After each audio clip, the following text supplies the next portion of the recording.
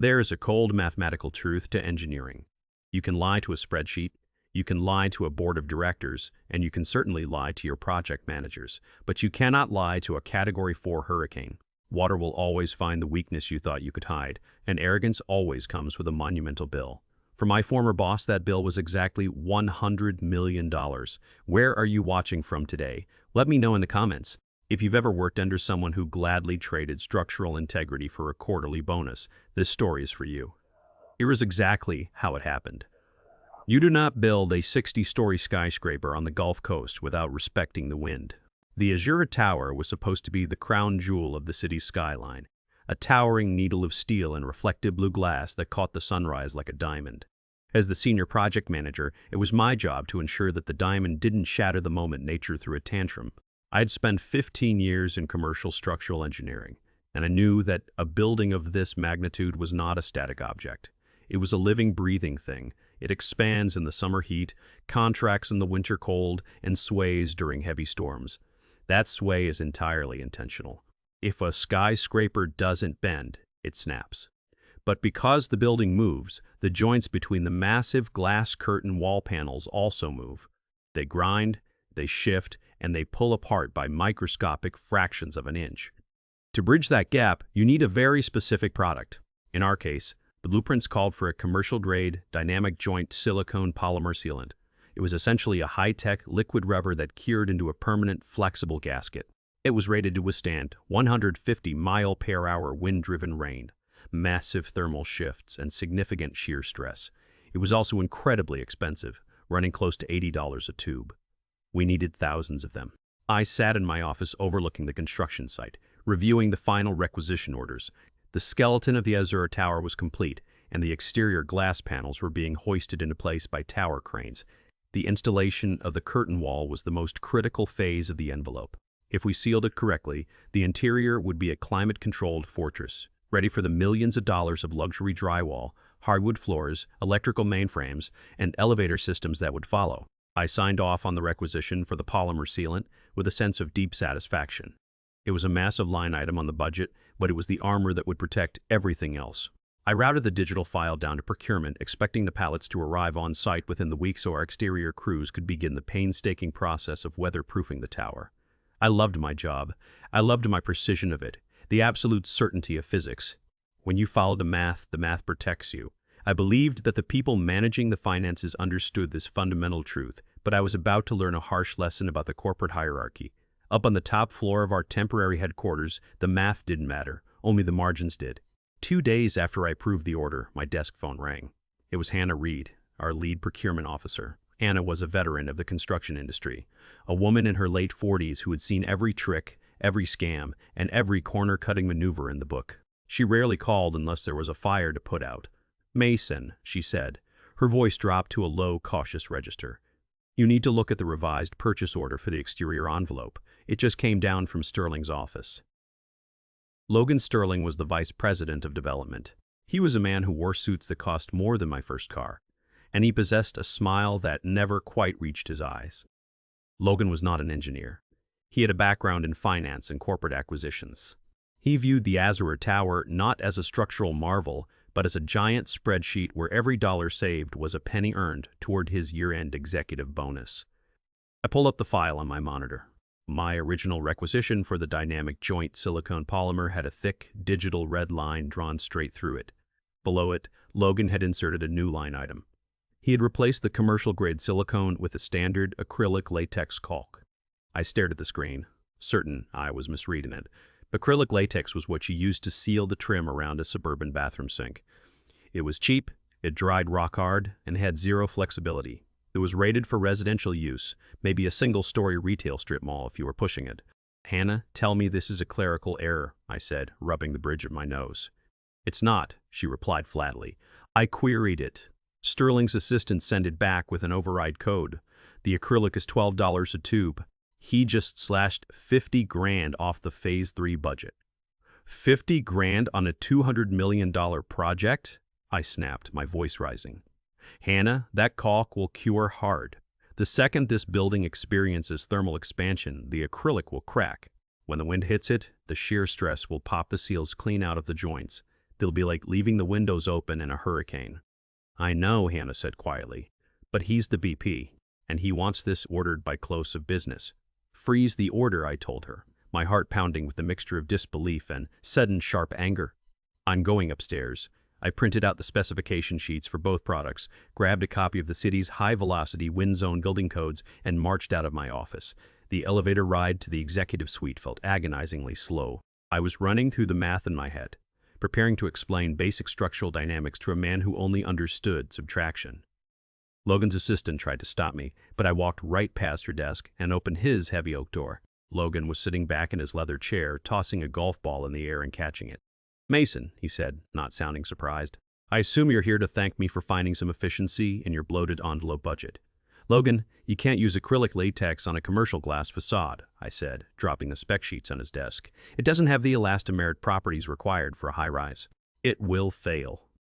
Logan stopped tossing the golf ball. He leaned forward, resting his elbows on the polished wood. Bailey, it's caulk. It squirts out of a tube, it fills a hole, and it keeps the rain out. I just saved this company $50,000. Do you know what that does for our quarterly reporting? It sets us up for a catastrophic envelope failure, I countered, tapping the manufacturer's warning on the paper. Look right here. The manufacturer explicitly voids all warranties if this product is used above 3 stories. We are building 60. Logan sighed, an exaggerated sound of profound annoyance. You engineers are all the same. Everything is a doomsday scenario. The glass is tempered. The frames are aluminum. A little cheap putty isn't going to bring the building down. The decision is made.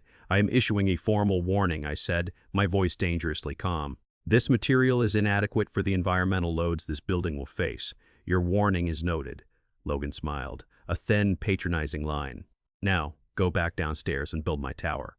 The corporate machine moves incredibly fast when a VP wants to secure his bonus. By the next morning, the pallets of cheap acrylic caulk were already rolling onto the job site. But there was a catch, a bureaucratic hurdle that Logan Sterling hadn't anticipated. Because the material change was a direct deviation from the engineered blueprints, the city inspectors and the project's insurance underwriters required a signed liability waiver. Specifically, it required the signature of the senior project manager. It needed my signature. Hannah Reed walked the paperwork down to my office herself.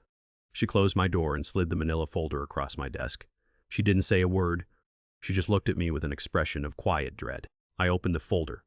It was a standard substitution form drafted by Logan's office. It stated, in dense legal jargon, that the senior project manager reviewed the new material, found it acceptable for the specific application, and assumed responsibility for its performance in the field. He wants me to take the bullet, I said softly. If that caulk fails, Hannah said, her voice barely a whisper, he'll point to this document. He'll say he was just relying on the expertise of his lead engineer. You take the blame, you lose your license, and he keeps his promotion track. I picked up my pen. I held it over the signature line. In that moment, I could feel the weight of my entire career pressing down on my shoulders. I had a mortgage. I had bills. The economy wasn't exactly booming, and finding another senior PM role at this salary bracket could take months, maybe a year. Logan knew that. He was banking on my financial fear overriding my professional integrity. But engineering isn't subjective. A bridge either holds the weight or it collapses. A seal either holds the water or it floods. If I signed this paper, I wasn't just lying to the city, I was violating the core ethical boundary of my profession. I clicked the pen closed and tossed it onto the desk. I'm not signing it, I said. Hannah exhaled a long breath. Mason, he's going to come for your head. Let him. I turned to my computer and began drafting a formal memorandum. I didn't mince words. I stated that the acrylic latex substitution was a severe violation of building codes, a dangerous deviation from structural requirements, and a guaranteed point of failure. I explicitly refused to sign the liability waiver and stated that if Logan Sterling wished to proceed, he would have to sign it himself as the VP of development. I printed the memo, signed it, dated it, and stapled it to the front of his unsigned waiver. Take this back up to him, I told Hannah. 30 minutes later, my office phone rang. It was Logan. Get up here, he barked, and slammed the phone down. When I entered his office this time, there was no golf ball. There was no patronizing smile. Logan's face was flushed red with absolute fury. The memo was crushed in his fist. Who the hell do you think you are, Bailey? He shouted, throwing the crumpled paper at me. It bounced off my chest and hit the floor. I am the vice president of this division. When I tell you to authorize a material, you authorize it. I don't authorize planned failures, I replied, keeping my voice dead level. It was taking every ounce of my self-control not to shout back. My engineering license is worth more than your quarterly bonus, Logan. If you want that cheap trash on the building, you put your own name on the line. Logan stood up, planting his hands on his desk, leaning in like a predator trying to intimidate its prey. You think you're untouchable because you have a fancy degree? You're a glorified foreman. I run this project. Then run it, I said. Sign the paper. He glared at me, the silence in the room heavy and suffocating. He knew that if he fired me right then, it would trigger an immediate audit by the insurance company regarding the sudden departure of the senior PM during a critical phase. He couldn't fire me, but he could punish me. You're done on the exterior envelope, Logan sneered, his voice dropping to a venomous hiss. You're off the upper floors. You are no longer managing the Azure Tower's primary construction. As of right now, you are reassigned to the subterranean parking garage and the basement utility levels. You can manage the concrete pouring in the dark. You're demoting me, I said. I'm restructuring the team for better synergy, he replied, a cruel, mocking smirk finally returning to his face. Pack up your office, you're moving to the basement trailer, and leave the waiver. I'll sign the damn thing myself. I looked at him for a long moment. I looked at the arrogance in his eyes, the absolute certainty that he had won. He was willing to risk a $200 million asset just to show me who was boss. Good luck, Logan, I said quietly. I turned and walked out, leaving him to sign the death warrant of his own career. My new office was exactly 80 feet below street level in the concrete subterranean cavern that would eventually become the Azure Tower's third parking deck. It wasn't an office, really. It was a corrugated steel construction trailer positioned next to a bank of diesel generators, smelling perpetually of exhaust, damp earth, and curing cement. Logan Sterling had moved swiftly. By noon the following day, my name had been wiped from the executive directory on the ground floor. My access badge to the upper levels has been deactivated, returning a harsh red light whenever I tried to scan past the lobby. My replacement was a junior project manager named Higgins, a 26-year-old kid who had been with the firm for barely a year and whose primary qualifications seemed to be his willingness to agree with whatever Logan said. The humiliation was designed to be public and painful. In the construction industry, status is everything. You earn your way out of the dirt and into the sky. Being sent back down to the foundation levels after managing the 60-story envelope was the corporate equivalent of being stripped of your rank and sent to the stockades, the site foreman whispered when I walked by. The subcontractors gave me sympathetic, uncomfortable nods, but Logan fundamentally misunderstood me, and he misunderstood the nature of building. He thought the basement was a punishment. He thought that by removing me from the gleaming glass and the sky-high views, he was breaking my spirit. What he failed to realize was that down in the dark, I was in absolute control of the foundation. While Higgins and Logan were upstairs congratulating themselves on their budget cuts, I threw myself into the subterranean work with ruthless precision. I supervised the pouring of the massive concrete pylons. I oversaw the installation of the subterranean drainage grates and the heavy-duty commercial sump pumps. I made sure the basement of the Azure Tower was built like a watertight bunker. I didn't argue. I didn't complain. I put on my hard hat. I reviewed my schematics under the harsh glare of the halogen work lights, and I waited. I knew that the foundation I was reinforcing would eventually be the only thing keeping the building alive when Logan's decisions brought the storm inside. He had taken my title. He had taken my sunlight. But he hadn't taken my patience. Corporate IT departments have a standard protocol for data retention. Typically, emails are archived for 90 days before they are automatically purged from the server to save space. Memos get lost in filing cabinet. Digital approvals get buried under thousands of lines of code in the procurement software. Logan was counting on the sheer volume of the project's paperwork to bury his mistake. He didn't account for Hannah Reed. 3 weeks into my exile in the sublevels, Hannah appeared at the door of my steel trailer. She was wearing a high-visibility vest over her sensible blouse, looking wildly out of place among the concrete dust and the diesel fumes.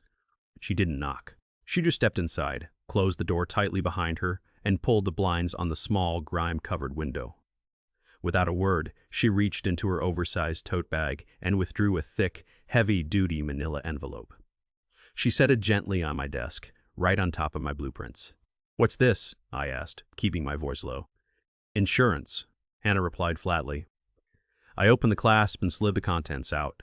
Inside was a complete, hard-copy physical record of every single transaction regarding the envelope sealant. There was my original requisition for the commercial-grade silicone, complete with its digital timestamp.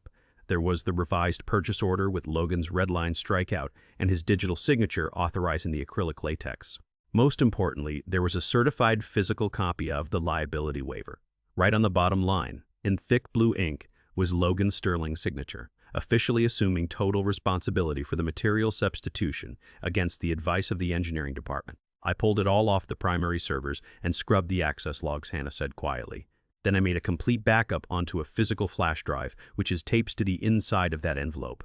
IT can purge the network all they want. Sterling can try to shred his own files when things go south. It won't matter. I looked up at her, a profound sense of gratitude washing over me. Hannah, if he finds out you gave this to me, he'll fire you on the spot. I've been in this business a long time, Mason, she said, adjusting her glasses.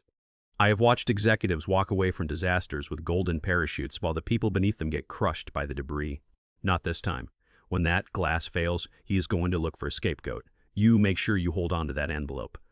I took the envelope home that night and locked it inside a fireproof safe bolted to the floor of my garage. The trap was fully set. The most agonizing part of the process was watching it happen. Because my badge had been deactivated for the upper floors, I couldn't access the interior of the tower. But from the street level, looking up through the safety netting, I could see the exterior scaffolding creeping up the side of the building as the glass panels were locked into place. And I could see the caulking crews going to work.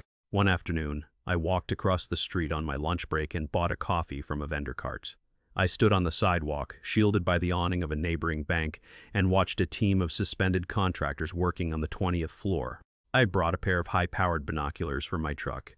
I lifted the lenses to my eyes and focused in on the joints between the massive blue glass panels. It was worse than I had imagined.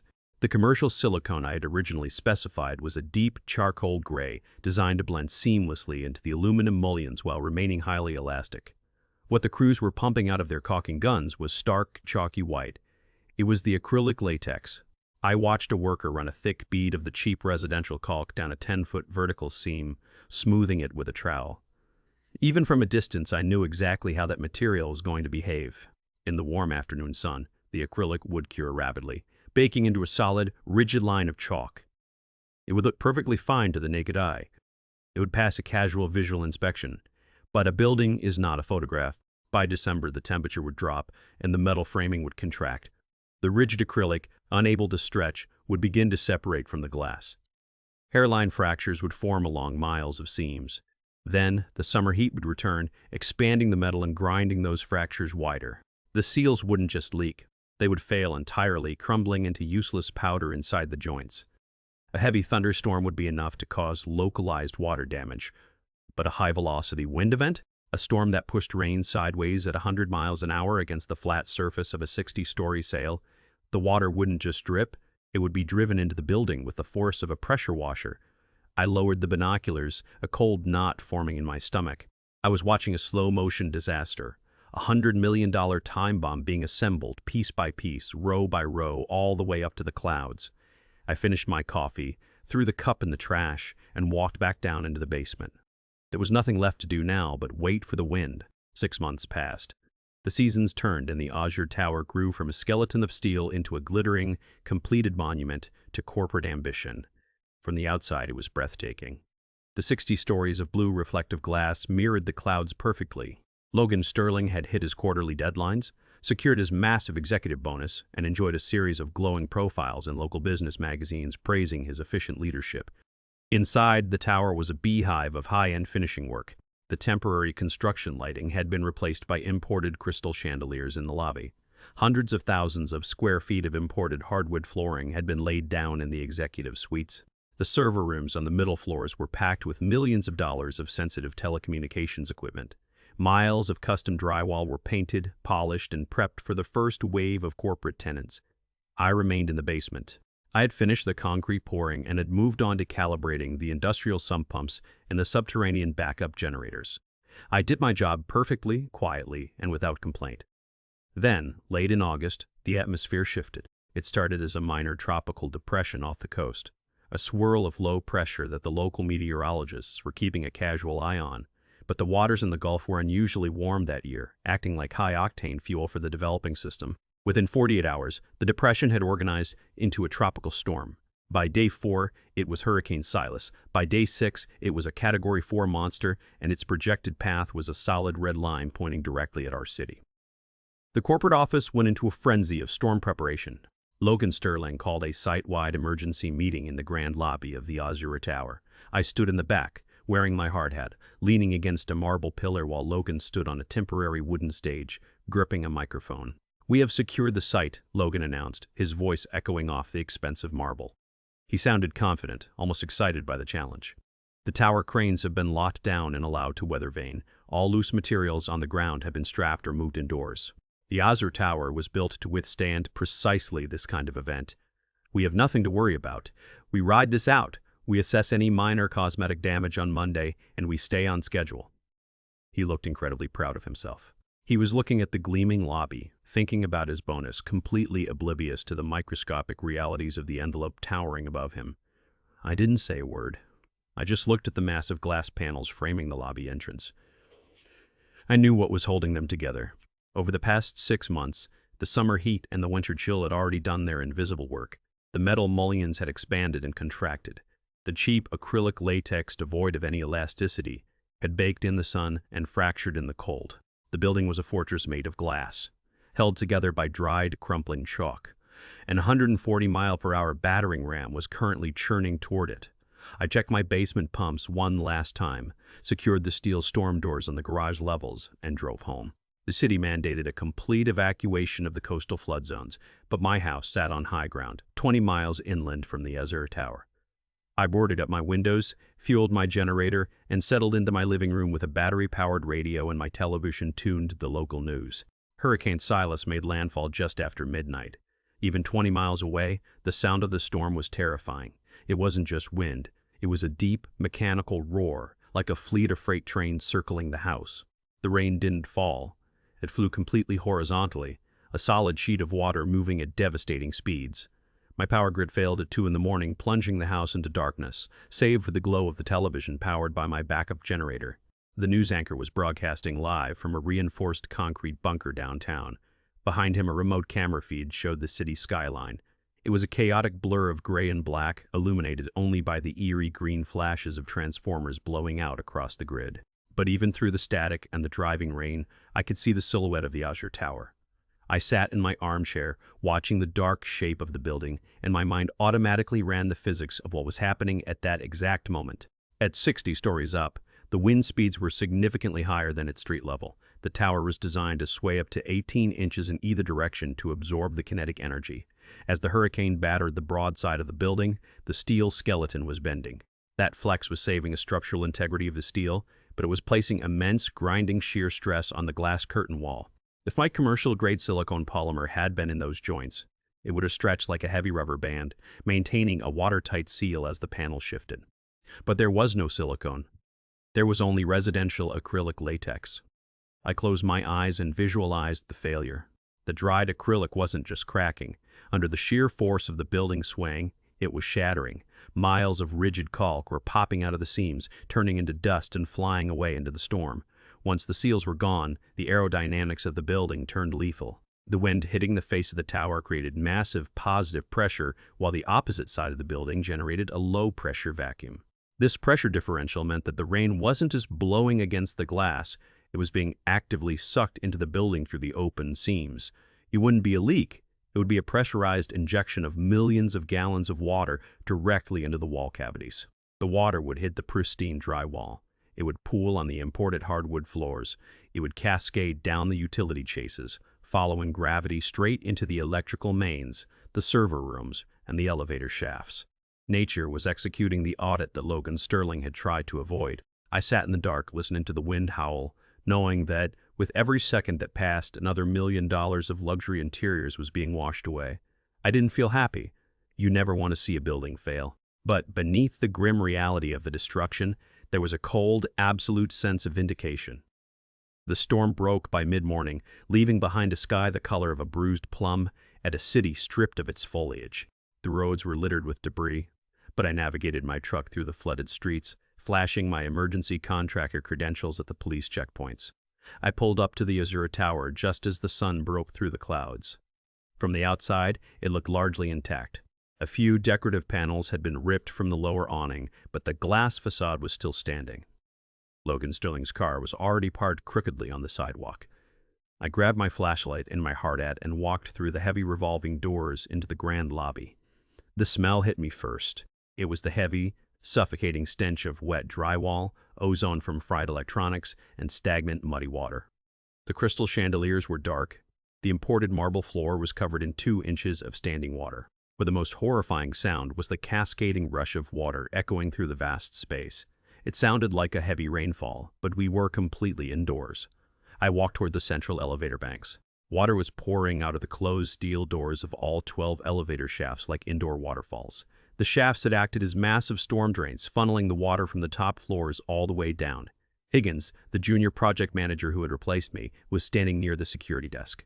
He looked like a ghost. He was dripping wet, holding a tablet that wouldn't turn on, just staring blankly at the water pouring from the ceiling. "The pumps," he stammered as I approached. "The basement is fine," I said calmly. "I sealed the sublevels myself. The commercial pumps are running on the diesel backups. The foundation is dry. Where is Logan?" Higgins pointed a trembling finger toward the emergency stairwell. "Floor 40, we tried to walk up to assess the damage." I clicked on my flashlight and pushed open the heavy fire door to the stairs. Water was cascading down the concrete steps, but it was manageable. I began the long climb. As I ascended, the true scale of the catastrophe revealed itself. I popped out onto the 20th floor, the first level of completed executive suites. It was entirely destroyed. The ceilings had collapsed under the weight of the water. The imported hardwood floors had absorbed the moisture and buckled, warping into jagged wooden waves that peeped a foot into the air. Desks were ruined. The electrical outlets were black and scorched where the water had shorted the grid before the main breakers tripped. I kept climbing. 30, 35, 40. I found Logan Sterling on the 40th floor. He was standing in what was supposed to be a premier corner office. The massive glass windows were intact, but the seams between them were completely gone, leaving quarter-inch gaps that whistled as the residual wind blew through them. The carpet was a soggy, squelching sponge. Logan was staring at his reflection in the glass. His expensive suit was ruined, plastered to his back with sweat and storm water. He looked 10 years older than he had the day before. He turned when he heard my boots splashing on the flooded carpet. "It's everywhere," Logan whispered, his voice entirely devoid of its usual arrogance. It was hollow, broken. "The servers on 25 are completely submerged. The elevators are shorted out. The drywall is melting off the studs. It's all gone." I walked over to the glass. I ran my gloved finger down the aluminum mullion. I peeled away a tiny, flaking strip of white material that had somehow survived to the wind. I held it up to the light. "Acrylic latex," I said, my voice cutting through the damp, silent room. It shattered when the building flexed, just like I told you it would. The vacuum pressure sucked the hurricane right through the walls. Logan stared at the piece of cheap caulk in my hand. His jaw tightened, and a desperate, cornered animal look flashed in his eyes. "The insurance will cover an act of God," he muttered, almost to himself, trying to rebuild his corporate armor in real time. It was an unprecedented storm. No one could have predicted this. "It's not an act of God, Logan," I replied, dropping the piece of acrylic into the puddle at our feet. "It's an act of extreme negligence, and the damage is going to easily clear $100 million. He looked at me, his breathing shallow and rapid. "You were the senior PM when the envelope was drafted, Bailey. You're going to help me explain this." "No," I said, turning my back on him and walking toward the exit. "I'm not." The aftermath of a $100 million disaster moves with terrifying speed. By Monday morning, the Azure Tower was entirely cordoned off. The street level swarmed with independent structural engineers, insurance adjusters, and disaster mitigation teams. The initial damage assessment was apocalyptic. The interior demolition alone ripping out 60 stories of waterlogged drywall, buckled flooring, and ruined electrical grids before black mold could set in would cost tens of millions. The rebuild would cost exponentially more. The corporate headquarters, located in a dry, unaffected tower across town, was a war zone of panic. The board of directors had flown in from Chicago on a private jet. Logan Sterling went into survival mode. He had spent his entire career mastering the art of the corporate dodge, taking credit for the sunshine and passing the blame for the rain. He immediately drafted a preliminary incident report blaming the envelope failure on a catastrophic oversight in the engineering specifications by the senior project management team.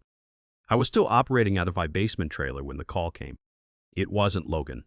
It was corporate HR, informing me that my presence was required immediately in the executive boardroom. I hung up the phone. I opened the fireproof safe bolted to the floor of my garage. I took out the thick manila envelope Hannah had given me, the one containing the physical backups, the timestamps, and the liability waiver. I didn't bother changing out of my work boots or my jeans. I threw on a clean flannel shirt, grabbed the envelope, and drove to headquarters. Hannah Reed was waiting for me in the lobby. She looked pale, but resolute. "Sterling has been in with the board for an hour," she said quietly, as we stepped into the elevator. "He's spinning a narrative that you ordered the wrong sealant, and he only discovered it after the installation was complete. He's trying to fire you with cause today to void your severance and protect himself from the insurance audit." "Let him spin," I said, tapping the envelope against my leg. "Gravity always wins." The boardroom was located on the penthouse level, a massive space of polished mahogany and panoramic city views. When Hannah and I walked in, the room was silent. 7 members of the board sat around the table looking incredibly grim. At the head of the table sat Andrew Ward, the chairman of the board. He was a man in his late 60s, with a face like carved granite and a reputation for completely dismantling executives who cost him money. Logan Sterling was standing near the digital projector, looking rumpled and exhausted, but he still managed to sneer when I walked in. "Ah, Mr. Bailey," Logan said, his voice dripping with condescension. "Thank you for joining us. I was just explaining to the board how your failure to specify the correct elastomeric limits for the exterior envelope has compromised the entire Azure project." I ignored Logan completely and looked directly at the chairman. "Mr. Ward," I said, my voice steady and loud enough to fill the large room. "I am Mason Bailey. I was the senior project manager for the exterior envelope before Mr. Sterling removed me from the project." Ward leaned back in his chair, folding his hands over his stomach. He looked at my work boots, then up to my face. "Mr. Sterling claims you signed off on acrylic latex for a 60-story high-velocity wind zone application, Mr. Bailey. An error that is currently costing this firm roughly $120 million. "That is a lie," I said simply. Logan bristled, taking a step forward. "I have the original procurement logs. You drafted the order, Bailey. It's in the system." I placed the manila envelope on the mahogany table. I opened the clasp and slid the documents out, fanning them across the polished wood like a winning hand of poker. "Mr. Ward," I said, stepping back, "here is my original requisition, time-stamped and digitally signed. As you can see, I specify the commercial-grade dynamic joint silicone polymer. The manufacturer rating is attached." It would have held. Ward leaned forward, pulling his reading glasses from his pocket. He picked up the first document. The room was dead silent. "Here," I continued, pointing to the second document, "is the revised purchase order. You will see my original order crossed out in red. Below it is the substitution for a residential acrylic latex. Please note the digital authorization code." Ward traced the code with his finger. He looked up at Logan. "This is your executive override code, Richard." Logan swallowed hard, a sheen of sweat breaking out on his forehead. "Andrew, the system was glitching during Phase 3. Anyone could have used my code. Bailey had access. I don't have access to your terminal, Logan." I cut in. I turned to Hannah.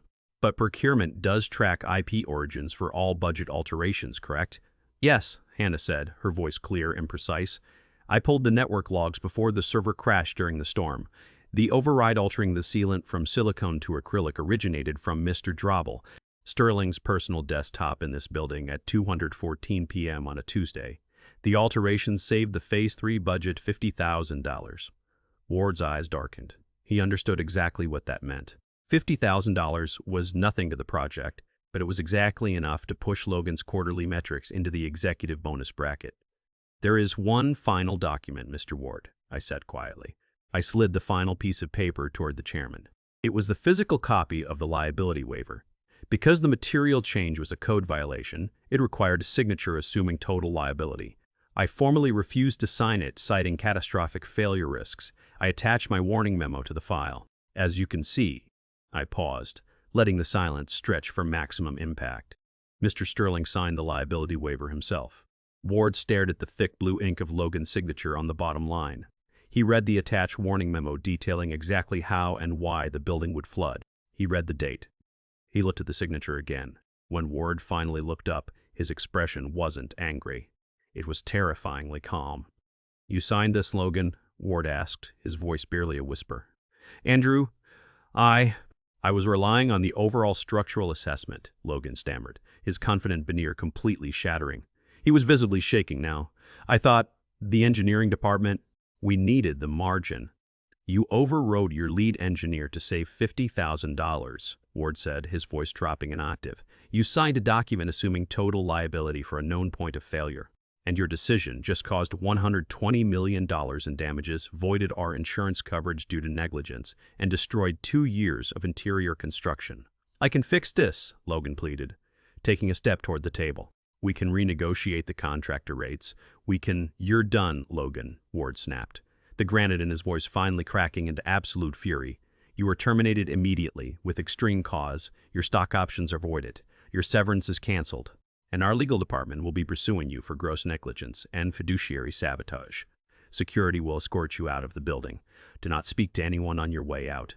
Logan Sterling stood there, his mouth opening and closing silently, like a fish on a dock. He looked at me, a look of profound, helpless hatred. You, he whispered. Gravity always wins, Logan, I said.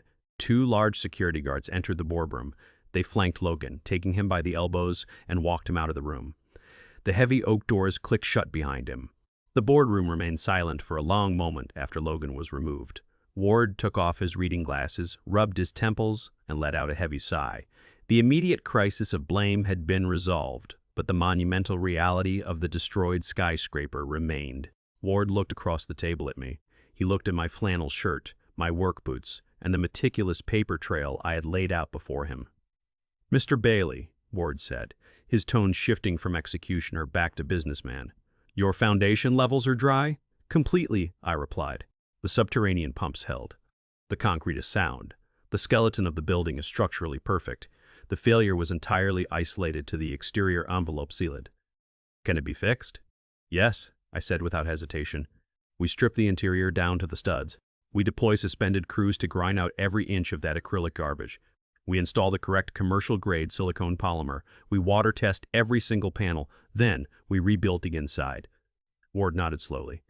How long? 14 months, I said. And it will cost significantly more than the original budget due to the demolition and the expedited material freight. Ward leaned forward, resting his forearms on the mahogany table. We are firing the entire executive development team. They enabled this culture of corner cutting. I need someone who respects the physics of the building more than the profit margin. I need someone who isn't afraid to tell me no. He slid Logan's empty leather chair out from the table. The board is authorizing the rebuild budget, Ward said. We are appointing you as the new vice president of development. You have total operational control over the Azure Tower. You hire who you need. You buy the materials you specify. And you finish my building. I looked at the empty chair. I thought about the basement, the diesel fumes, and the months of quiet humiliation. Then I looked at Hannah, who was smiling for the first time all morning. I accept the position, I said, but my first executive action is promoting Hannah Reed to Director of Procurement. Nobody buys a single tube of caulk without her approval. Ward cracked a small, grim smile. Done. It took us 16 months to fix Logan Sterling's mistake. We ground out every single inch of his cheap acrylic and filled the joints with the heavy, commercial-grade silicone that should have been there in the first place. The next hurricane season, a Category 3 storm blew through the city. I stood in the grand lobby of the Azure Tower, watching the wind howl and the rain batter the glass. Not a single drop of water made it inside. The building swayed. The seals held. The math worked.